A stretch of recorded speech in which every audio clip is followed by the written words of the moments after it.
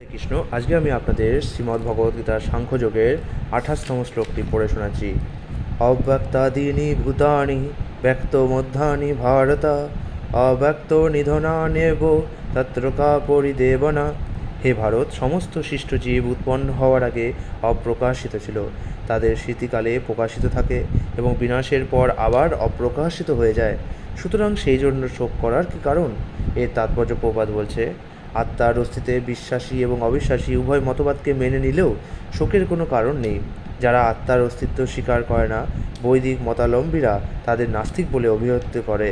তবুও এমনকি যদি তর্কের খাতিরে এই নাস্তিক মতবাদকে সত্য বলে গ্রহণ করাও হয়, তাহলেও অনুশোচনার কোনো কারণই নেই। কারণ জড়ের মধ্য থেকে প্রাণের উদ্ভব হয়ে যদি তা আবার জড়ের মধ্যেই বিলীন হয়ে যায়, তবে সেই অনিত্য বস্তুর জন্য শোক করা নিতান্তই নিরর্থক। আত্মার স্বতন্ত্র অস্তিত্বের কথা ছেড়ে দিলেও সৃষ্টির পূর্বে জড় উপাদানগুলি থাকে অব্যক্ত। এই সূক্ষ্ম অব্যক্ত থেকে আকারের প্রকাশ হয়। যেমন আকাশ থেকে বায়ুর উদ্ভব হয়, বায়ু থেকে অগ্নি, অগ্নি থেকে জল এবং জল থেকে মাটির। এই মাটি থেকে নানা রূপের উদ্ভব হয়। উদাহরণস্বরূপ বলা যায়, ইট, সিমেন্ট, চুন, বালি, লোহা আদি সবই মাটি। সেই মাটি থেকে যখন একটি প্রাসাদ তৈরি হয়, তখন তার রূপ ও আকার প্রাপ্ত হয়। তারপর একসময় সেই প্রাসাদ ধ্বংসপ্রাপ্ত হয়ে মাটিতেই মিশে যায়। যে বস্তু দিয়ে প্রাসাদটি করা হয়েছিল তার অণুপরমাণুগুলির কোনো পরিবর্তন হয় না। শক্তি সংরক্ষণের নীতি বর্তমানই থাকে। কেবল সময়ের প্রভাবে তার রূপের প্রকাশ হয় এবং অন্তর্ধান হয়, সেটিই হচ্ছে পার্থক্য। সুতরাং এই আবির্ভাব ও অন্তর্ধানের জন্য শোক করার কী কারণ থাকতে পারে? যে কোনোভাবেই হোক না কেন, এমনকি অব্যক্ত অবস্থাতেও বস্তুর বিনাশ হয় না।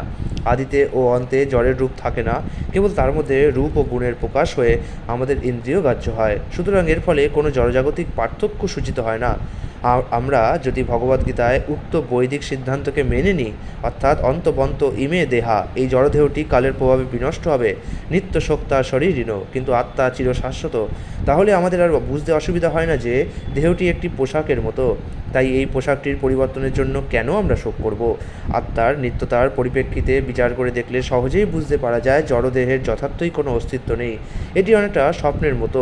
স্বপ্নে যেমন আমরা কখনো দেখি আকাশে উঠছি বা রাজা হচ্ছি, কিন্তু যখন ঘুম ভেঙে যায় তখন বুঝতে পারি আকাশে উড়িনি অথবা রাজা হয়ে সিংহাসনেও বসিনি।